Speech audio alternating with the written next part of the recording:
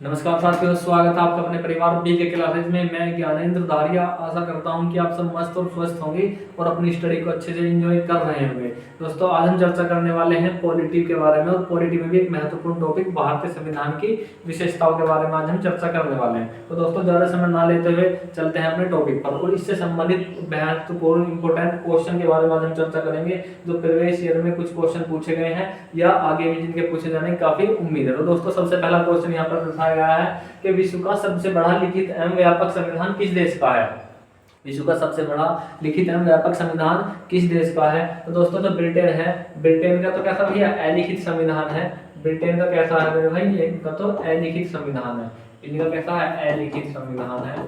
तो ये तो ऑप्शन नंबर ए तो क्या होगा भैया, ऑप्शन नंबर ए यहाँ पर क्या हो जाएगा भैया, रोमन पर हो जाएगा। बात करें भैया कनाडा की, तो कनाडा का संविधान है तो, लेकिन भैया इतना बड़ा लिखित संविधान नहीं जितना बड़ा भारत का। तो सबसे बड़ा संविधान किस देश का है भैया, भारत का है। और भारत का जो संविधान है वो अंशतः कठोर और अंशतः लचीला है। मतलब उसमें कुछ प्रावधान ऐसे हैं जिनमें संशोधन करने के लिए क्या है भैया, बहुत ही हल्का प्रावधान है, और कुछ संशोधन, कुछ क्षेत्र ऐसे हैं जिनमें संशोधन करने के लिए काफी व्यापक प्रक्रिया अपनाई जाती है।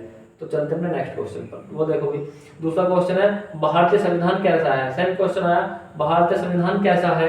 तो भैया क्या भारतीय संविधान भैया कठोर है? नहीं भैया, भारतीय संविधान में कुछ प्रावधान ऐसे भी हैं, कुछ प्रावधान भारतीय संविधान में ऐसे भी हैं जो काफी आसानी से जिनमें संशोधन हो जाता है। क्या भारतीय संविधान अधिक लचीला है? नहीं भैया, यहाँ पर क्या भारतीय संविधान अधिक लचीला है? नहीं, कुछ प्रावधान यहाँ पर ऐसे भी हैं जिनमें संशोधन करने के लिए सरकार को राज्यसभा, लोकसभा और प्रत्येक राज्य की विधानसभा से बहुमत जरूरी पारित होना है। तो भैया क्या केवल लचीला है? नहीं लचीला, नहीं कठोर, क्या ये है? नहीं भैया। तो कौन सा ऑप्शन है भैया, आपको ऑप्शन नंबर डी यहाँ पर राइट आंसर हो जाएगा। अंशतः कठोर है और अंशतः लचीला है, मतलब कुछ मामलों में कठोर है और कुछ में काफी लचीला दर्शाया गया है।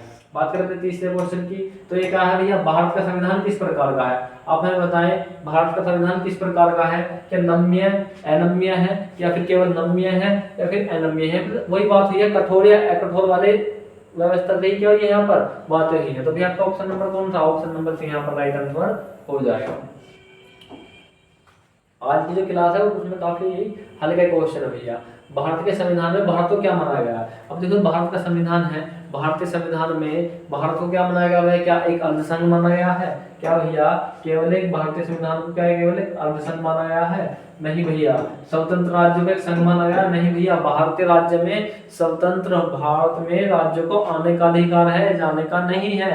तो कौन सा भैया, राज्यों का एक यूनियन है या इनमें से कोई नहीं। तो भैया राज्यों का यूनियन इससे मतलब होता है इंग्लिश में संघ से। यूनियन का मतलब क्या है, संघ। तो आपको ऑप्शन नंबर कौन सा हो जाएगा भैया, ऑप्शन नंबर सी यहाँ पर राइट आंसर हो जाएगा।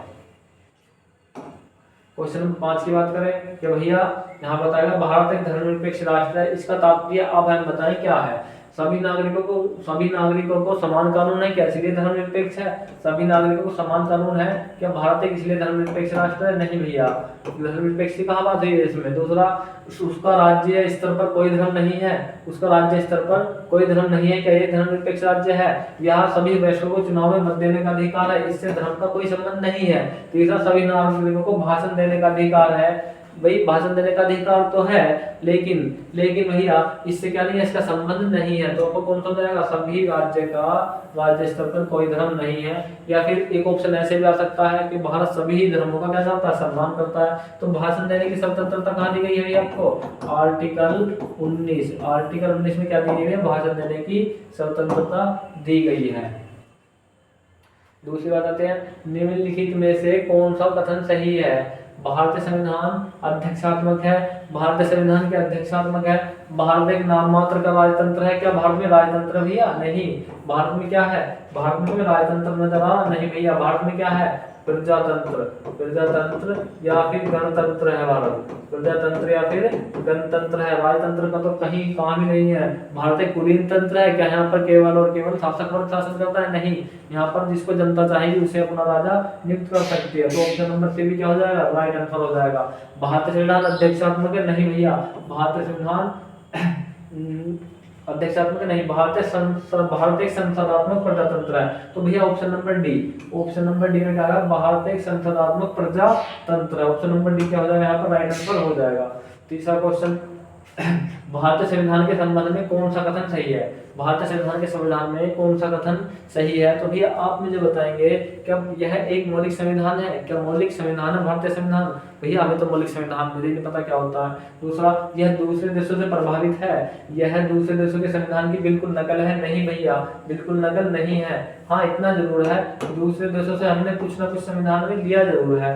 अब देखो क्या उपयुक्त सभी कारण सही है? नहीं, दूसरे देशों से थोड़ा बहुत प्रभावित जरूर है, दूसरे देशों से थोड़ा बहुत प्रभावित जरूर है। जैसे ब्रिटेन से क्या लिया भैया हमने, जैसे ब्रिटेन से क्या लिया है हमने, ब्रिटेन से संसदात्मक प्रणाली ली है, एक नागरिकता ली है। वही यदि बात करें यूएस की, तो यूएस से क्या लिया है हमने, यूएस से लिया है हमने राष्ट्रपति को हटाने की प्रक्रिया। निर्वाचन कहाँ से लिया, आयरलैंड का लिया भैया। यदि हम राष्ट्रपति की बात करें तो राष्ट्रपति की बात करें भैया यदि हम, तो राष्ट्रपति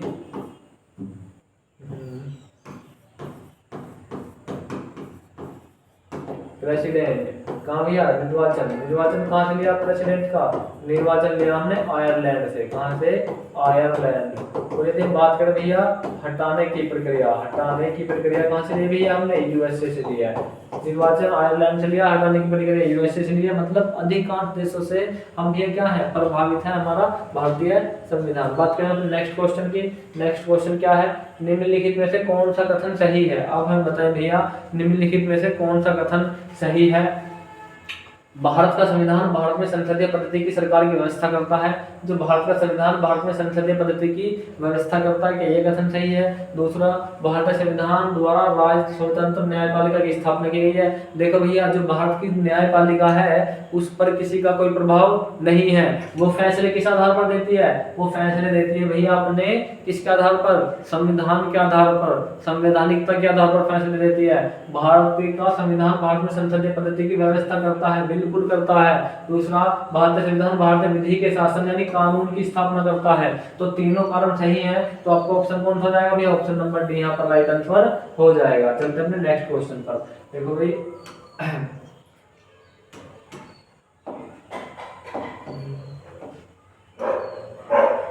निम्नलिखित में से कौन सा कथन सही है, निम्नलिखित में कौन सा कथन सही नहीं है? देखो ये चीजें चेंज होती हैं, सही नहीं है, सही है, यहाँ से क्वेश्चन गड़बड़ा जाते हैं।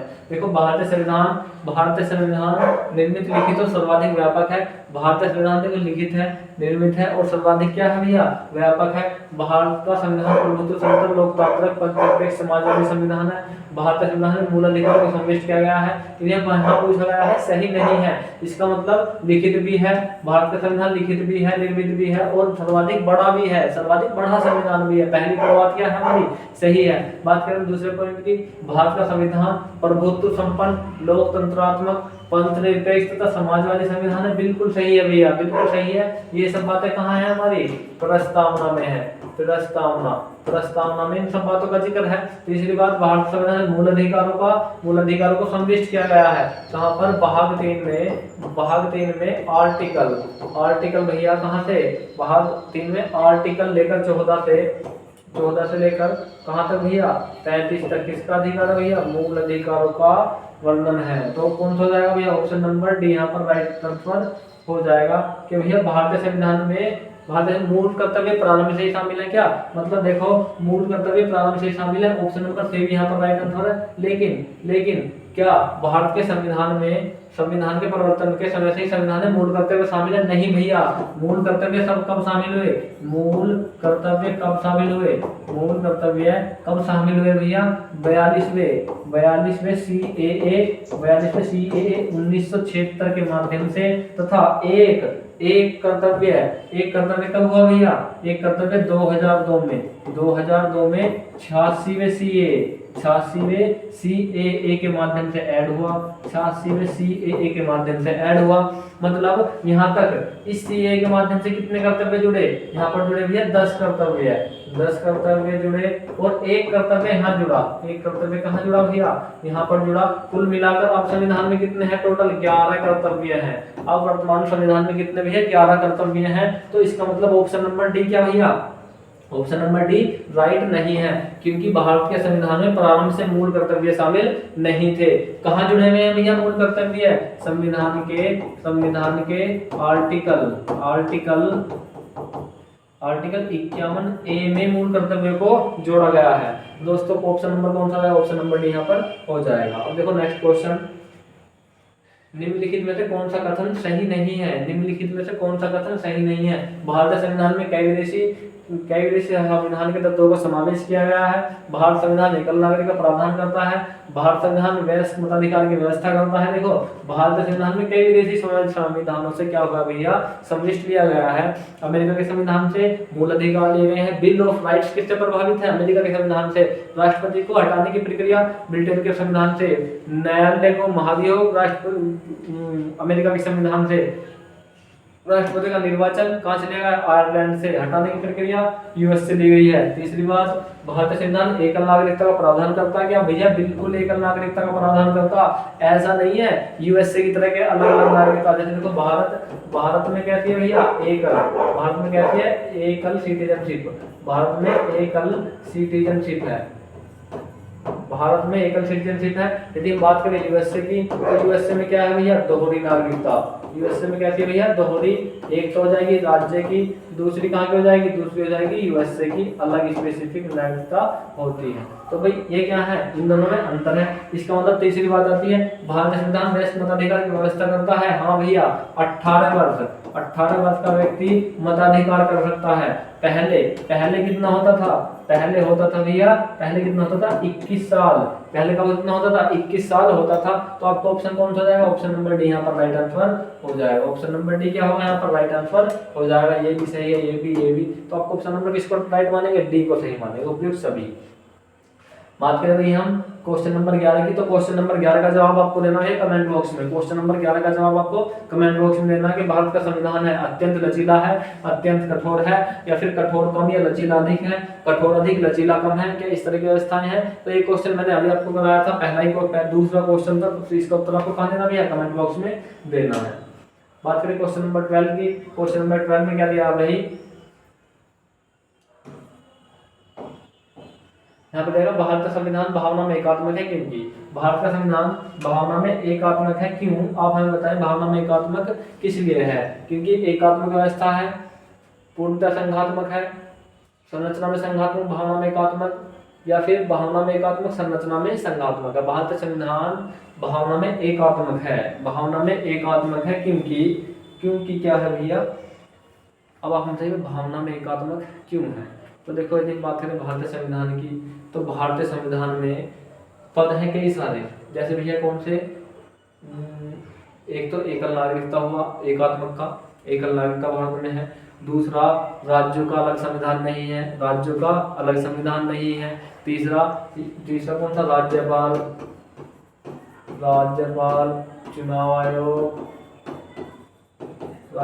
चुनाव आयोग और कई सारी संस्था ऐसी हैं जिनके माध्यम से हम राज्यों के ऊपर क्या रखते हैं? नजर रखते हैं। तो इसका मतलब हमारा संविधान कैसा है भैया? संरचना में तो संघात्मक है, बात सही है, संरचना में संघात्मक है, लेकिन भावना में कैसा है? एकात्मक है। संरचना में संघात्मक, भावना में कैसा है भैया? एकात्मक है। तो आपसे ऑप्शन नंबर कौन सा भैया? यहाँ पर राइट आंसर हो जाएगा। चलते हैं नेक्स्ट क्वेश्चन पर। नेक्स्ट देखो क्या दिया भैया?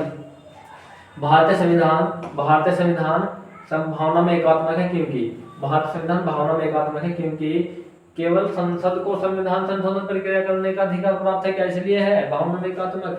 या दूसरा, कुछ स्थितियों में संसद को राज्य के लिए कानून बनाने का अधिकार है अखिल भारतीय सेवाओं के कारण। अब देखो राज्य के ऊपर नजर रखेगी संसद, क्योंकि राज्य अलग टूट के राज्य क्या ना हो, राज्य या फिर प्रांत, राज्य नहीं कह सकते, प्रांत कहेंगे, प्रांत टूटने का प्रयत्न न करे, टूटने का प्रयत्न न करे।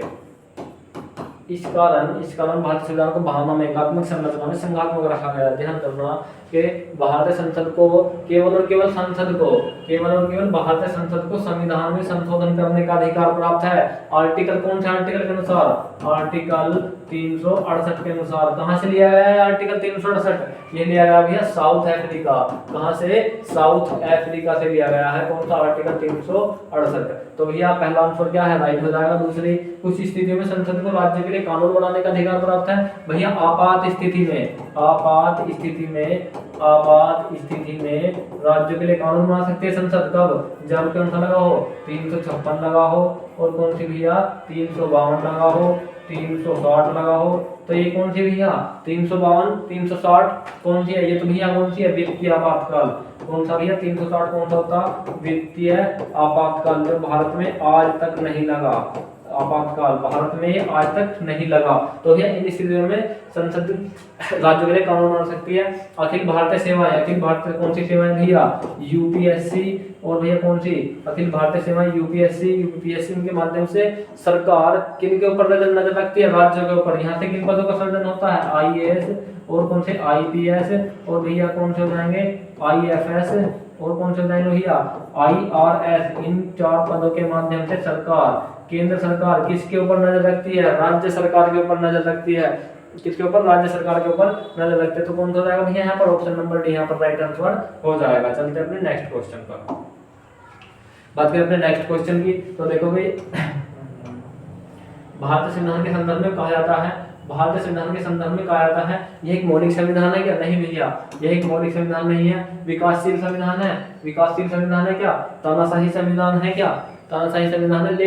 लेकिन कई नेताओं ने इसे भैया वकीलों का स्वर्ग भी कहा है। क्या कहा है? वकीलों का स्वर्ग कहा है। इसने भैया कई राजनेताओं ने इसे वकीलों का स्वर्ग माना है। बात करें भैया ऑप्शन नंबर 15 की, तो यहाँ पर क्या है भाई? यहाँ पर क्या दर्शाया गया है कि भैया भारतीय संविधान पर सबसे अधिक प्रभाव किसका पड़ा? ब्रिटेन के संविधान का, यूएस के संविधान का, या फिर भैया कनाडा के संविधान का। देखिए यदि इसमें ऑप्शन नंबर 45 ये ऑप्शन नंबर ए ना होता तो हम फिर ब्रिटेन का संविधान लेते, लेकिन इसमें कौन सा भैया 1935 का एक्ट दिया गया है। तो 1935 के एक्ट में 1935 के एक्ट में लगभग 250 आर्टिकल शामिल किए गए थे भैया भारत के संविधान में। तो कौन सा ऑप्शन हो जाएगा भैया? ऑप्शन नंबर ए यहाँ पर राइट आंसर हो जाएगा। इसी 1935 के एक्ट से क्या लिया गया था भैया? Reserve bank. क्या लिया? Reserve bank. न्यायालय, रिजर्व बैंक लिया, न्यायालय लिया था, संसदीय प्रणाली ली। कौन सी? संसदीय प्रणाली, चुनाव आयोग। तो सब किससे लिए गए भैया? सब लिए गए भैया 1935 के एक्ट से। तो ऑप्शन नंबर कौन सा जाएगा? ऑप्शन नंबर यहाँ पर राइट आंसर हो जाएगा। चलते हैं अपने नेक्स्ट क्वेश्चन पर।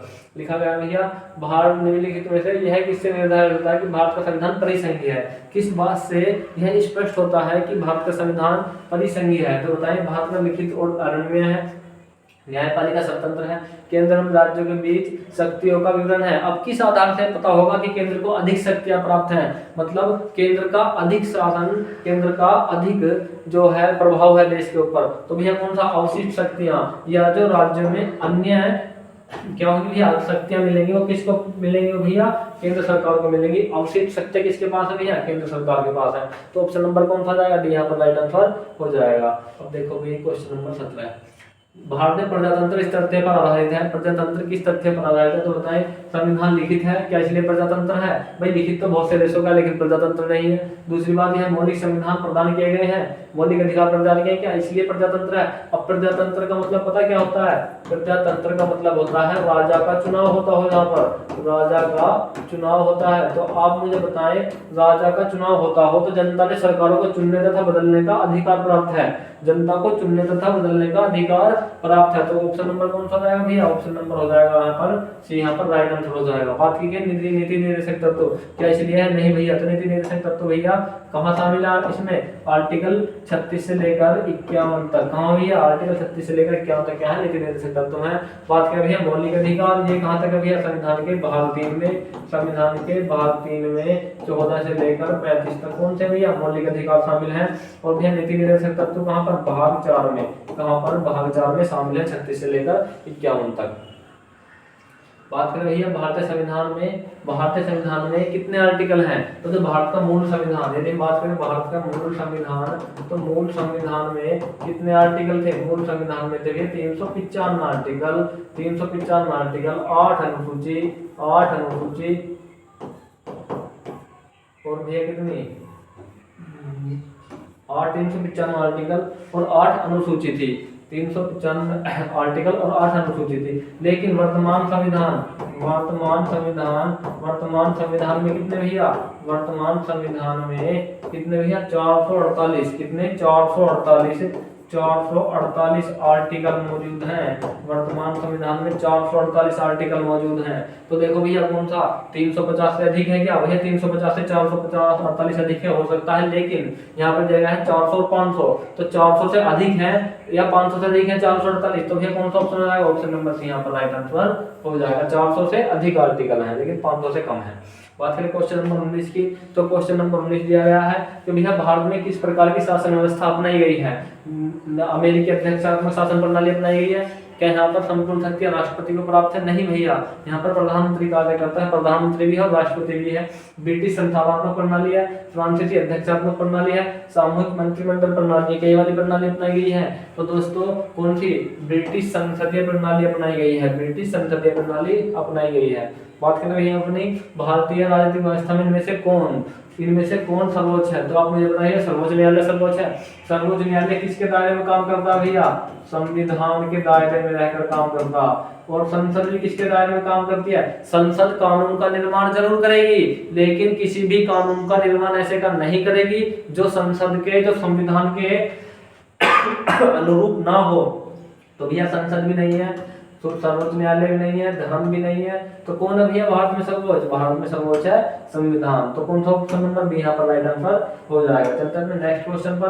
भारतीय संविधान का अभिभावक, भारतीय संविधान का अभिभावक कौन है, तो भैया संविधान में कहा गया है कि भारतीय संविधान को यदि समझने में कोई समस्या है, भारतीय संविधान के किसी आर्टिकल को समझने में कोई समस्या है तो उसकी व्याख्या कौन करेगा, उसकी व्याख्या करेगा सर्वोच्च न्यायालय। उसकी व्याख्या कौन करेगा, सर्वोच्च न्यायालय करेगा। सर्वोच्च न्यायालय में आर्टिकल कौन से भैया, आर्टिकल 32 को क्या कहा गया, आर्टिकल 32 को कहा गया भैया संविधान की आत्मा। किसकी, संविधान की आत्मा। किसने कहा है भैया, B.R. अम्बेडकर ने। इसने B.R. अम्बेडकर ने आर्टिकल 32 को संविधान की आत्मा कहा है। वही काम यहाँ से क्या मिलता है, रिट जारी करता संविधान, क्या करता है, रिट जारी करता। और भैया कौन सा उच्च न्यायालय के अनुसार करता, उच्च न्यायालय में ये अधिकार किस आर्टिकल के अनुसार है, उच्च न्यायालय को ये आर्टिकल प्राप्त है 226 के अनुसार, 226 के अनुसार उच्च न्यायालय को अधिकार प्राप्त है और भैया आर्टिकल 32 के अनुसार सुप्रीम कोर्ट को प्राप्त है। बात करें नेक्स्ट क्वेश्चन की, तो भारत में मताधिकार की उम्र सीमा क्या है, तो भारत में मताधिकार की उम्र सीमा कितनी भैया, 18 वर्ष। 18 वर्ष का व्यक्ति मताधिकार कर सकता है। पहले 21 वर्ष हुआ करती थी, पहले 21 वर्ष उम्र सीमा हुआ करती थी, लेकिन इसे बढ़ाकर कितना कर दिया गया, 18 वर्ष से कर दिया गया।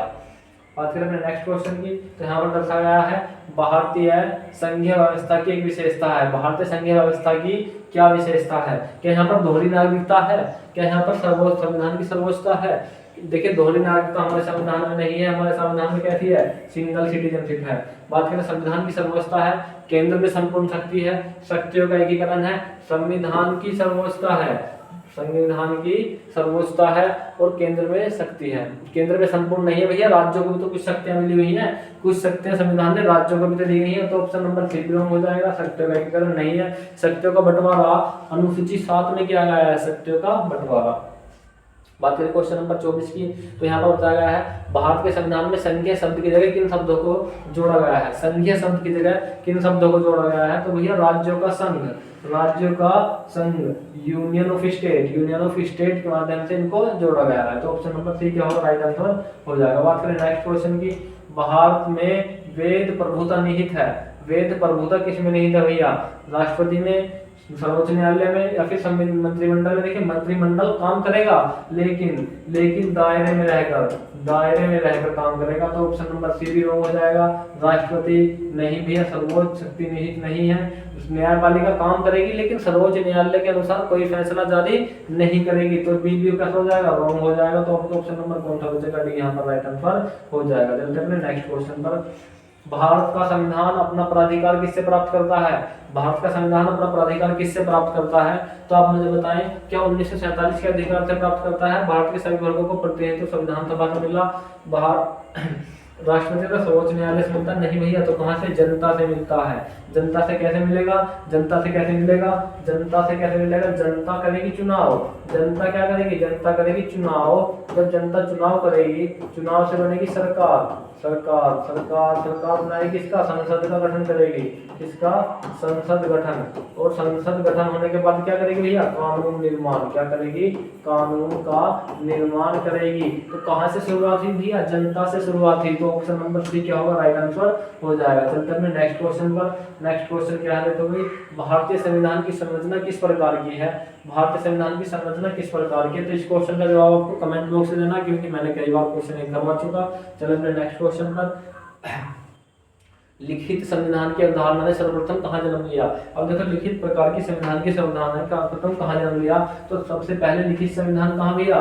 संयुक्त राज्य अमेरिका। यहीं पर अपनाई जाती है अध्यक्षात्मक शासन प्रणाली। अध्यक्षात्मक शासन प्रणाली अपनाई जाती है इसमें, यूएस में। यहाँ पर भी कौन सी? संसद अध्यक्षात्मक प्रणाली बनाई जाती है, मतलब राष्ट्रपति को शक्तियां। अध्यक्षात्मक शासन प्रणाली यहाँ भी अपनाई जाएंगी। स्विट्जरलैंड में भी अध्यक्षात्मक अपनाई जाएंगी, अध्यक्ष आत्मक अपनाई जाएंगी।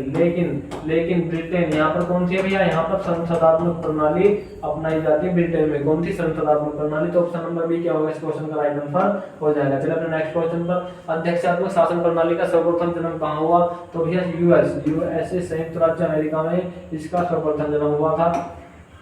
तो दोस्तों ये क्या थी भाई? ये आज की हमारी संविधान से संबंधित इंपॉर्टेंट क्वेश्चनों की क्लास थी। इसके भैया इंपॉर्टेंट क्वेश्चनों की क्लास थी। दोस्तों आज हमने संविधान की विशेषताओं के बारे में पढ़ा। कल हम कुछ नया टॉपिक संविधान का लेकर आएंगे। तो दोस्तों यदि वीडियो आपको अच्छी लगी तो इसे लाइक करें, कमेंट करें और शेयर करें, और हाँ, चैनल को सब्सक्राइब करना ना भूलें। मिलते हैं दोस्तों अपनी नेक्स्ट क्लास में। जय हिंद साथियों।